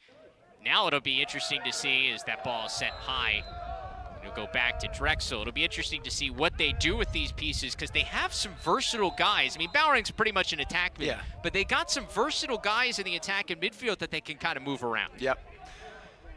You know, it's interesting. It's, you know, the balance of that hybrid attack midfielder, but also do we want to mix in some potential two-way middies with Mailman, who started as a D midi. You know, that's playing against a team like UMass, who's really trying to keep guys on the field. So now you're really seeing the ability to really play both ways, which is a huge advantage for this Drexel team. Yeah, Stephen Boyle, the offensive coordinator, has a lot of pieces to work with on this offense. Well, that's another thing, too. You just take a look at the Drexel coaching staff overall. Like, obviously, Coach Volker does an outstanding job. Stephen Boyle's incredibly, gifted player himself, as well as coordinator now. And then Tucker Durkin, we've gone over what an outstanding player he is. You know, obviously, U.S. national team defenseman, along with outstanding coach. He was the head coach of a program. Yeah. Good dodge. Bowering looking for another. Reed Bowering, it's his day. He's got 6. I'll tell you, and this is something that, again, that Consoli's really going to remember, dealing with a guy like Bowering and just his ability to navigate and maneuver around the crease. I mean, when you get Reed Bowering in this position, just hands-free, it's tough to stand there, as you just see the amount of fakes and little subtle hand motions and movements that he's able to use. It just, Consoli has no shot. And he even does a good job of staying tall and not losing his position, but Bowering's just so skilled and crafty there, able to get that one by him. New Jersey has some good lacrosse talent, but I don't think Colin Consoli saw a lot of Reed Bowering during his high school career. When your hands are doing one thing, the stick head's doing nothing, and your eyes are looking a completely different place, it's tough to stay in front of those. Another face-off win here. Bowering somehow, again, gets it to himself. Now, keeping possession, feeds. By the way, first 6-goal performance for a Drexel player since Bowering himself did it last year. So I was going to say, I think I've seen that a couple times from him. We probably were on the call for a few. Yeah, he can fill it up with some of the best of them in the country. Drexel offense keeping it moving, and another score. Aiden Cole, who was the man last weekend with his first of the day. That's an area that we've seen more and more, both in 6-on-6 offense and in extra man. They really like working that bottom right corner wide GLE, just bringing defenders up and then making that throwback for the attackman at X to come forward. As we see Cole there, able just to catch that ball, take a nice step in, time and room shot to put that one by here. Aiden Cole, another guy that's been quiet today, who had a big game last week. We see, Sean Donnelly 2 weeks ago. So if they can find that balance and get everybody consistently, especially heading into, tournament time and playoff time, that's going to be huge. Violation called on Jimmy Coita, so Fairfield will get a possession. Great article written in Inside Lacrosse this week about, in U.S. Lacrosse Magazine about Aiden Cole. 3 minutes, 22 seconds. And how earlier this week, it was Coach Volker, and he talked about this with us on our call this week. He stood up in front of the team, and they weren't having a good day of practice on Wednesday. And he stood up and said, look, and he used Aiden Cole as an example. He's like, look, Aiden was not a great player for us when he came in. He was not a starter. He was not seeing the minutes he wanted. And all he did was kept working. Yep. And it pays off in a game like last week where he scores a career-high 5 goals. Yep. And he said, look, you guys got to keep working. We need more guys to be like Aiden. And the more we do that, the better off we're going to be here the rest of the way. Yep. Exactly. It was so cool to hear him sort of go through that story of just, hey, coming in from high school, not totally being sure about what it takes to really be successful, but then you get some experience, you see, and say, hey, I want to go do that. And Aiden Cole made sure that happened. Got a flag down as Drexel was looking to not sure play advantage going the other way. We're not totally on the same page there.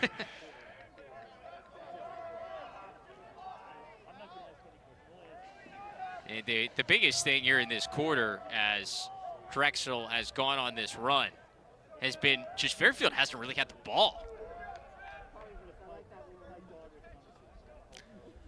Now 9 unanswered goals for Drexel. They trailed 4-3 in this game. And yeah, the close of that first half, just the turning point. Well, you know, we talk about that sort of aggressive style that we're liking from Fairfield playing today, but it's tough to do that consistently over and over again, and it's tough to do that from behind. Right now, when you're at an 8-goal deficit, you want to get everything back so quickly. When you realize it's that slow and steady, one possession on at a time is going to do it. And then when you have guys that aren't used to being in this situation and aren't as experienced, it becomes even more and more difficult to communicate that. Chance of the man up for Fairfield here. That one off the helmet of Blumenthal. George Grippo gets called for pushing. 30-second chance here for the Stags. Nearing 2 minutes to go in the third quarter. And oh boy, just took his eye off of it.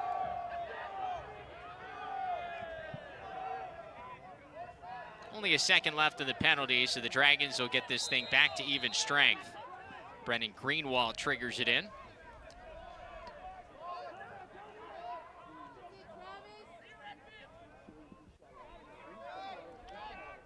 By the way, this Drexel team coming into today at 3-2 in the conference. Depending on what happens later today, 4 o'clock, big game between Hofstra and Delaware.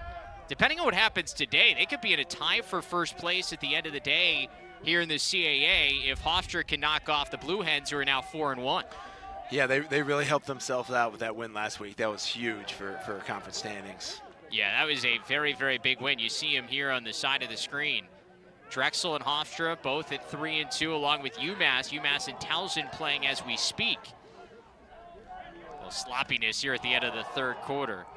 Towson, by the way, leading in that game 9-5 after 3 at UMass. So, I mean, go figure. The Tigers are a team. We knew Towson wasn't going to stay away all season. You knew, even off of the slow start, they didn't look good against Duke at all.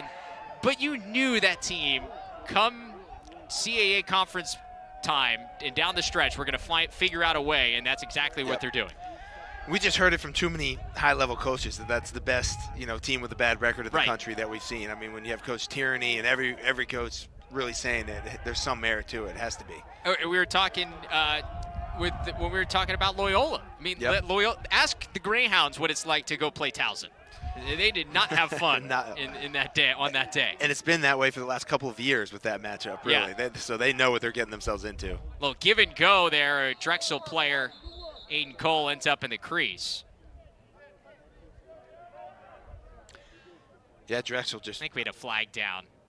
I really like that play, though, as you mentioned, Trav. Just a nice, quick little give and go. They really worked the low corners in the offensive zone really well by GLE there. Now on both sides, you have the righty sort of rotation going, but also Bowering with his lefty skills on that side. Nice balance.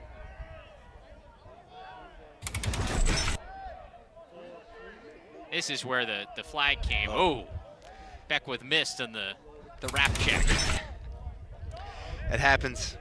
Especially in these types of situations, you get frustrated as an attackman, and you want to ride extra hard there and end up getting yourself a penalty. So a man-up situation here for Drexel. Looks like they're going to be 2 men up. I was about to say, they're not 3 men up. That would be that could have been an issue. Fairfield need to get one more guy on. They are 2 men up here. The push on Fairfield on John Wheat came later. That was 30 seconds, and Beckwith's penalty is a minute. So they're 6-on-4 for 30, and then they'll stay 6-on-5 for 30 more seconds. As the game clock is running, and they have not started it. We've had some clock issues here at Rafferty Stadium today. We're going to have to reset that.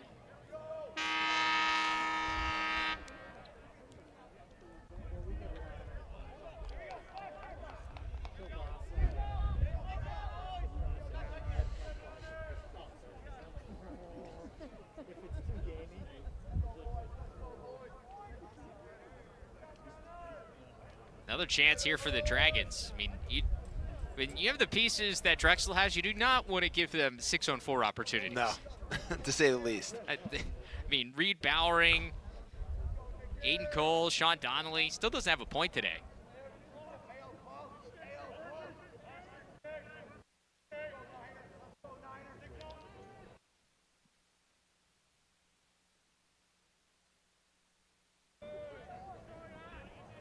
"22 seconds left. That looks right. We'll get there. I think we got this.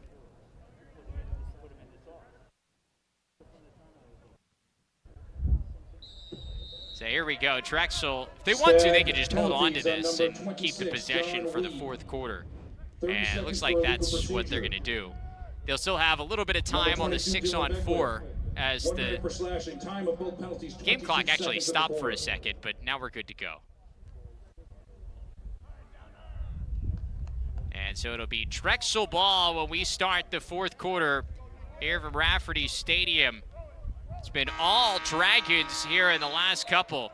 A 9-0 run for Drexel in the third quarter. Well, it belongs to number 21 in Navy. Reed Bowering's got 6 goals for Drexel.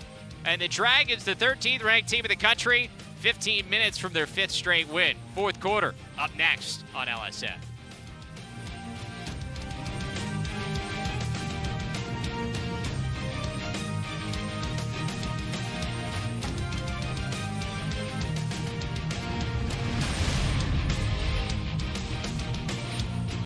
Start of the fourth quarter here between Drexel and Fairfield. This is the last time that Drexel won 4 in a row. It was in 2014. The Dragons then made it 9 straight, won the CAA title. That was the last time they won a CAA championship.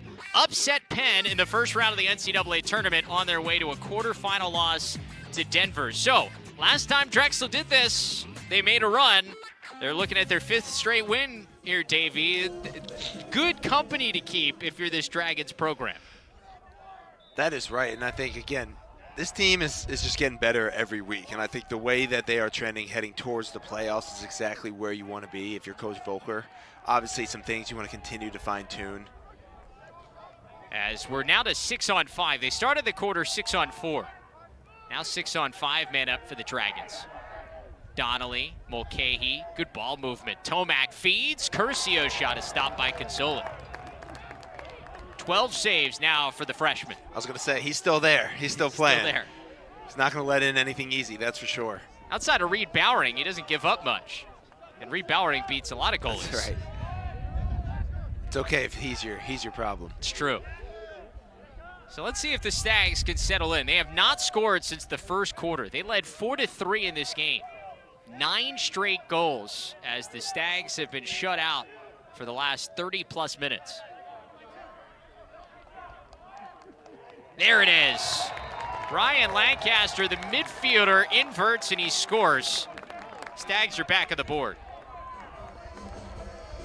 Yeah, Lancaster, another one of those guys who can play attack or midfielder, a little bit of a hybrid there, as you see, inverting him from the midfielder at X with Mulcahy, the guy we see a lot on offense playing against him. So just wins that matchup, goes hard to his left hand, is able to turn the corner and get one here on the board for Fairfield. Just nice, hard, strong dodge from X. Lancaster's 3rd of the year, had a goal against Towson last week, that 1-goal loss for Fairfield against the Tigers. Jimmy Coyta wins the faceoff, here he comes. Thought about it for a second, he did. And then the defense collapsed on him. Improving his angle, getting to the middle of the field, I thought he was going to pull the trigger. Travis Eldridge, Davey Emla back with you. Here our CAA game of the week, Dragons and Stags. 13th ranked Drexel, now the highest ranked CAA team. Amazing what we've seen over the last several weeks. Seems like any given week you could have a CAA team ranked ahead of somebody else. Drexel the team this week after 4 straight wins, looking for their 5th in a row. Ooh, good takeaway. Yeah. Curcio there for the ground ball though for Drexel. This is Bowering, already 6 goals today. Really finding his rhythm. If he's not 100% today, I don't know what 100% is. Coming back from a It's hand a little injury. scary if he's not. Yeah, right? But it's interesting, thinking of a hand injury. Obviously, your skills and stick work are what's going to suffer because you can't do things normally there. That being said, you are able to keep running and keep the physical shape going a little bit, but at the same time, no real way to duplicate game speed. Low shot clock situation there as Aiden Cole sends it wide. Didn't hit anything, so it'll be Stags ball. By the way, we get Drexel again here next Saturday, taking on Hofstra, their second to last game of the year, back in Philadelphia for the Dragons. One and only meeting between Drexel and Hofstra this year. Drexel, everybody playing 8 CAA games. That means you play 3 teams twice and 2 teams once. Drexel playing Fairfield and Hofstra once and everybody else twice. That was a pretty play. Unsettled situation, step down shot and a score. It's the short stick D-mini Luke Hurley, who had a couple assists earlier in this game. He now has a goal for it. He could have had one more assist there as well, but Luke Hurley, he decided to take that one for himself, which I don't blame him for, doing a lot of hard work at the other end of the field. Short stick D-middies, they don't always get all the credit that they deserve, but he's a really tough player all over the field all the time. You see Bowering, a little flip behind the back there to even make that play possible. Of course it was Bowering. Exactly. But then, middle of the field, hands free, no reason at all not to take that shot. Really nice job there by Hurley. Luke Hurley, 3 points today. Came into today with 4 points. He's got 7 points on the year. He's a guy that can go both ways for Drexel. He's been now a 5-year starter for the Dragons at short stick D-midi. That's a lot of reps. That's a lot of starts at D-midi there. By the way, this is a career high year for Hurley, now up to 7 points. Lead back up to 8 as the Stags had halted the run.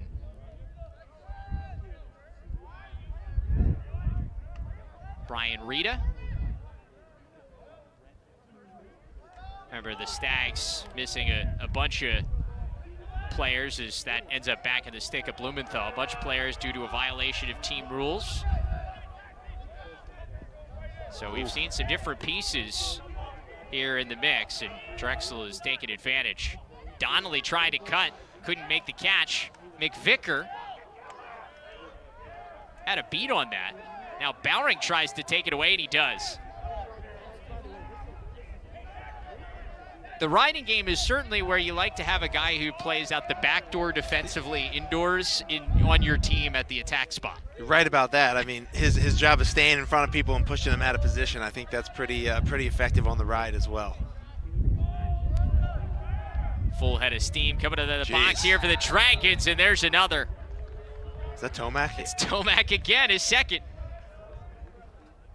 Yeah, just continues to show more and more elements of his game. I think we've seen him be effective in a lot of different ways. Here, I think that's just pure speed coming out of the box. He's a big kid, as it is. 6'2", he's got some size on him, but then to be able to run by a short stick D-midi, and if you're not going to have a slide, the ability to finish there, Tomac continues to show what a player and what he's bringing to the table as just a freshman playing in, his 3rd game now.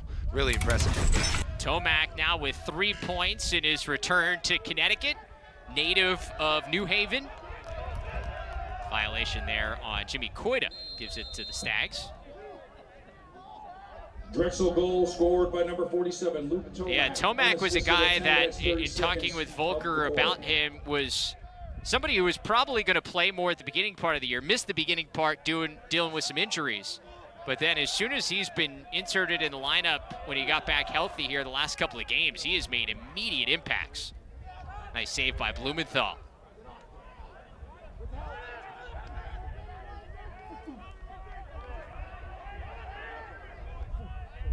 Seven saves now for Ross Blumenthal. And with Blumenthal, really kind of stormed onto the scene for Drexel a couple of years ago in earning the starting role. The Dragons had used like 3 or 4 goalies over the course of 3 or 4 games back in 2019. Finally settled on Blumenthal. And there are times where he won't overly impress you, but he makes the saves you need him to. And then every once in a while, he has one of those games as there's another goal. Augustine's second as well. But every once in a while, Blumenthal has that game where he stands out and makes the big double-digit saves, and he makes all the ones that maybe he's not supposed to. Yeah, I think you're right, though, Travis. His MOs you're going to see more so making the saves that he's supposed to, as opposed to a guy like Consoli, who we've seen, sort of lights out and sort of making saves all over. This shot, however, is just really nicely placed in that bottom corner, off stick side from Augustine there. And again, Augustine, Curcio, and Cole, they bring a unique sort of triangle there of those all the 50 numbers. They all play really well together. Another example right there. By the way, Augustine matching a career high now with his 2 goals. Also scored 2 in the win over UMass a couple of weeks ago. Redshirt freshman out of Avon Grove High School, not far outside of Philadelphia.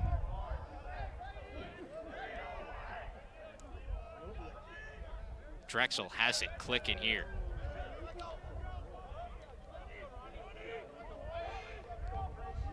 They do. These are the times where it's interesting. You wonder what Coach Volker is, how he's coaching, what the message is to the group is, what things are they trying to work on? Do they have the foot still on the gas? Bowering is a guy who's trying to get his legs back still. So do we keep full steam ahead with him? And those are the different decisions and conversations going on right now.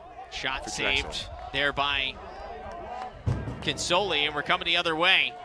Here comes that one off the pipe by Beckwith. You see Beckwith's pure speed there as well. And it'll go out of bounds. Mailman closest to it. It's a big ricochet off the pipe. Now Drexel will settle things down as we near 8 minutes to go. 10-goal Dragons lead.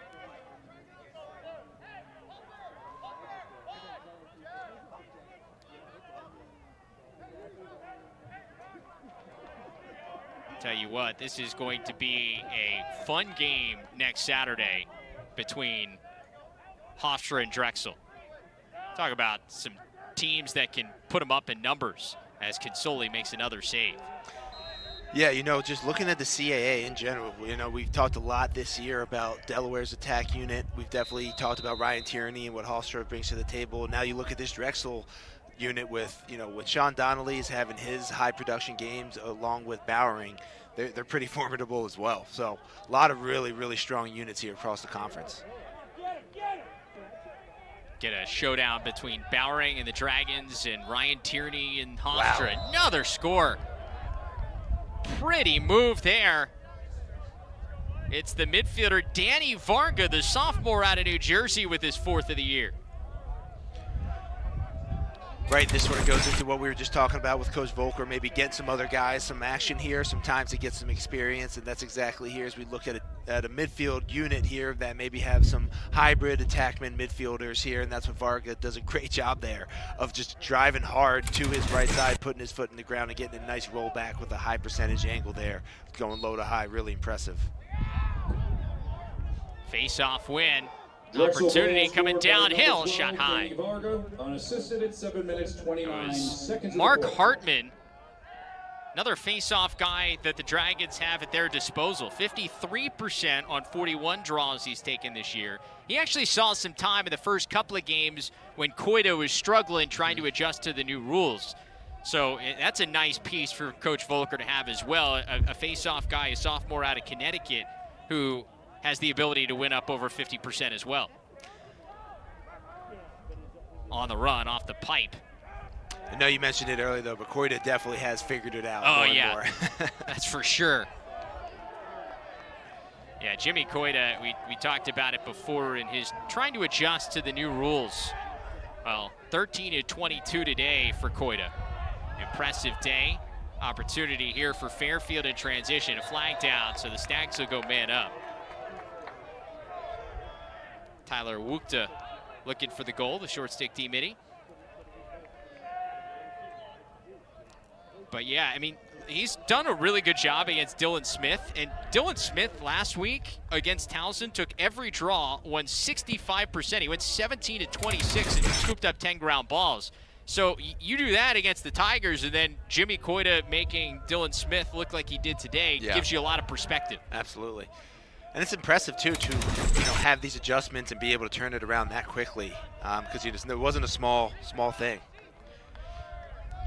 And Coita's a bigger dude. Some of these face-off guys you see, they're more like 5'8", 5'9". Coita's up there around 6 foot. He's an athlete. So it's different in terms of the new rules when you're having to stand up and the non-moto grip. It's been an adjustment. And I think we've seen throughout this year, every face-off guys kind of learned it at their own pace. Some guys got it right away because they knew how to do it. Other guys took it a little bit longer, and Coita's just one of the guys that took a little longer.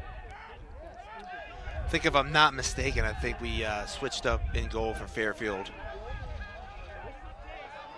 Yeah, the new goalie is Riley Fitzsimmons. Number 40, the sophomore out of Virginia.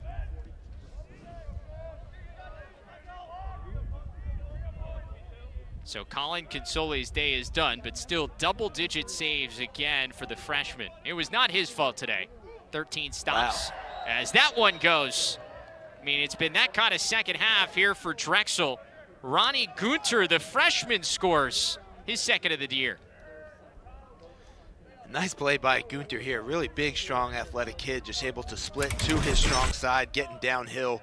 Tough to stay in front of him, and if you're not going to have our hands on Gunter there, he's going to put it low and away on the far side, and that's exactly what happens. So you can see Drexel getting the chance here to play and go through some of their depth from their roster, and you see some of the guys that Coach Volker has coming up in this program that are ready to take over the reins. Pretty impressive there as well.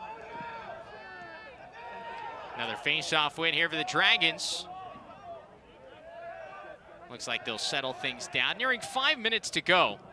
By the way, Towson has knocked off UMass on the road, so this is what the standings look like now. We got 5 teams for 4 spots right now is what it looks like here, the CAA standings as we enter the final couple of weeks of the regular season. We mentioned Hofstra and Delaware play at 4 p.m. Eastern today.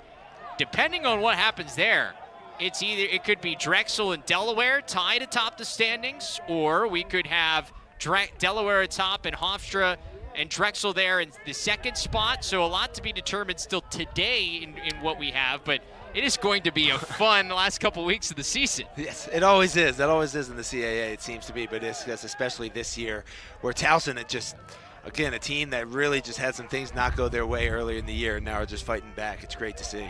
Towson, by the way, will play this Drexel team the final game of the season, May 1st at Towson, as that shot sent high. And that'll be the last game of the year. The 2 other games that day we will actually have for you here on Friday night here on LSN.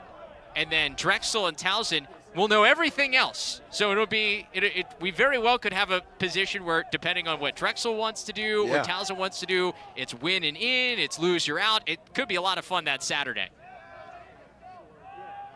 And how about, this UMass team is really good, but you had a 1-goal loss to Drexel, you lost a tight game against Hofstra, and now you lose to Towson. All of a sudden, you're 3-3 in the conference. And UMass, they're in such a unique situation too, as they had that delay in the start of their season. So, as sort of most teams are trying to find their grooves, they head into the playoffs. They're almost, I guess, not as far along in the process as everyone else just because of that early start. Again, Sean Curcio with another goal there in front.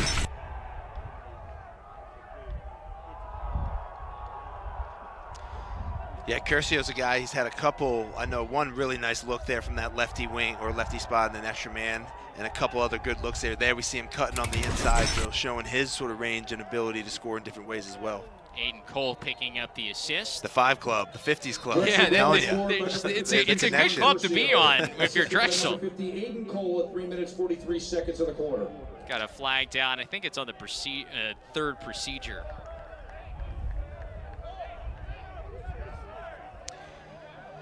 You start looking at Drexel, some of the other games they've had this year. 19 against Delaware, 24 Lafayette, Robert Morris, 19. They've put up some points. They can fill it up. I mean, you think about the teams that, to score 12 goals against Towson is an impressive number if you've seen what Towson has done against some of these other teams. Look at Loyola. Yeah, Towson, right? 6 goals. Yeah. So man-up chance here for the Stags with under 4 minutes to go. 30 seconds for delay of game at 3 minutes 39 seconds of the quarter. And you know, the crazy thing, UMass is right now it's 3-3. And one of the teams that's tied for that final spot could be on the outside looking in. You walk into this year looking at that UMass roster, they brought everybody back. Yep. As the Stags get one back. It's Coleman with his first of the day. Third of the season for the freshman attackman.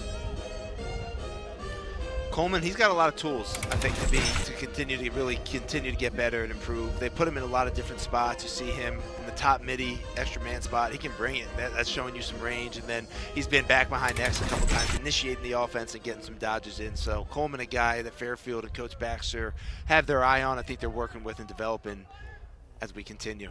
By the way, new goalie for Drexel as well as Kyle Munson, the redshirt freshman out of Merrick, New York, has come in relief of Ross Blumenthal. Man of goal, scored by number 6, Jake Coleman. His 3rd goal of the season, assisted by number 5, Matt Lestava. At Good ground ball for the Dragons there off the faceoff. For this Fairfield team, you get the feeling there are brighter days ahead for what Coach Baxter and company are trying to do. I think it's been a difficult season for him. Coach Baxter alluded to it. He hasn't had a full real year. Last year was his first year as the head coach. Yeah. You're trying to establish a culture, and you have then the season cut short. And they were doing all right last year. They 5-2 in that shortened 2020 season in the non-conference. You're feeling pretty good. But then you barely have a fall, so you can't really establish culture there. Yep. And then the spring was kind of in and out with different COVID pauses, as a lot of teams dealt with. So in terms of trying to establish what you want to be in a program's identity, it's been a tough thing for Andrew Baxter, but the pieces are there. They've got hints of it where you see some of these young guys and what the bright spots could be. No, you're right, Travis. And, something I think you always got to go back to, especially as you're building a new program or building a culture, is just, you're never as good as you seem, and you're never as bad as you seem. Yes. So especially right now Agreed. in a valley that they think that they feel like they're going through, where a lot of things are struggling, just things aren't going their way, right? I continue to go back to the Delaware game that we called, and it was like, this Fairfield team is really good. You have a guy in Beckwith who we continue to talk about, but they continue to just pump out middies who were able to get their own shot and really, be effective out there. So I think you hit the nail on the head that there are brighter days ahead, and certain things in this season even sort of emphasize the troubles that they're having. So that's not going to happen moving forward. They're going to get different breaks, and I think you're going to see this program really turn it around sooner rather than later. There's the 50 club again. Curcio this time finding Aiden Cole for the goal. I think it's a rule that they have. That's if you have a 50 number, you can only assist another 50 number. They have a deal going on between the 3 of them. We'll have to check. Oh, no, sorry, that was not Okay. Curcio. I'm sorry, that's number 12. I thought it was 52. It's Danny Varga getting the assist. I'm sorry, Danny. Won't take that one away from you. Another nice play from Varga, though. Yeah. We saw him have a really nice goal earlier, but great to see the depth here and these other guys for Drexel getting to showcase their skills. They've got some good depth in the midfield. Yeah. Mulcahy and Mailman are kind of the veteran pieces there, but you look at Tomac, Curcio, Augustine, Varga. You got a lot of freshmen and sophomores who are kind of on that next wave of guys. So on any given day, it could be that in that first midfield line. Another violation at the face-off X, and it's the 3rd one on Drexel. So 30-second penalty coming. Or actually, it's more than 3. It's the 4th. So the second 30-second man-up opportunity for Fairfield off of that.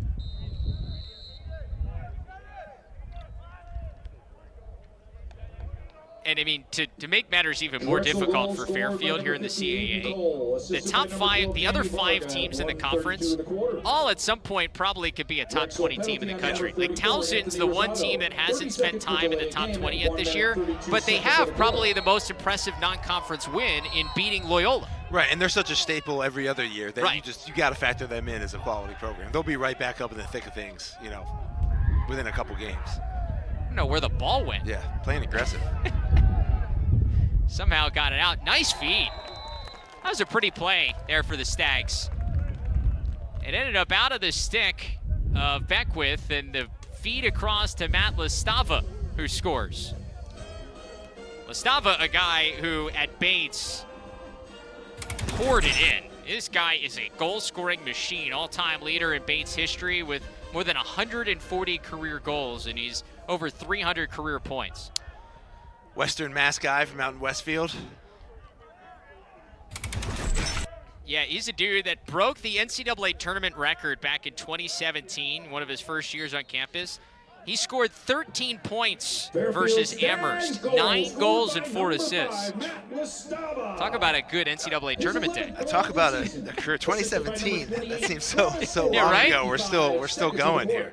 Grad student, grad transfer. That's right. You gotta remember that. Matt Lastava, though, we've seen it in different places. We've seen it at Virginia with a couple of pieces that they've brought in. We've seen it at Syracuse with pieces. Some of these transfers from Division II and Division III programs who have excelled, it shows you that the level of play across the country at all levels of guys who can compete at the highest level here in Division I. Yeah. It gave you a chance to see that sort of with guys that have gone through, collegiate program, whatever the level may be, and say, hey, I'm actually going to pursue this dream of being Division I, and I know I can do it. So final 10 seconds here as Drexel puts the finishing touches on another win. Dragons have now won 5 in a row. They move to 6-2 overall. Drexel's longest winning streak since 2014 continues. 19-7 your final.